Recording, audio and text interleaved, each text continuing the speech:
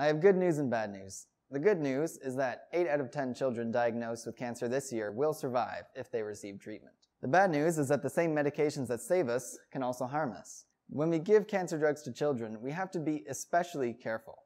They are small and they are maturing and developing. Because of this, their bodies process drugs very differently than adults. For example, the enzymes that break down drugs are not fully active in young children, which can result in long exposure to drugs and their side effects. Simply giving a lower dose based on a child's weight or age won't suffice. We have to design doses that also account for their maturation and development. Performing clinical trials to find the right dose for cancer drugs in children is risky.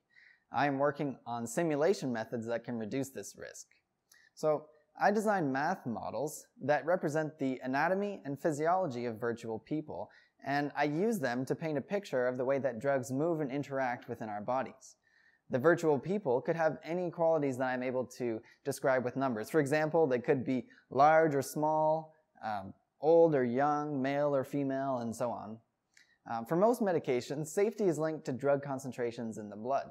Higher concentrations lead to poorer safety and more side effects. With a strong prediction in place, fewer clinical trials are needed to explore safety, and fewer children are needed to determine the right dose.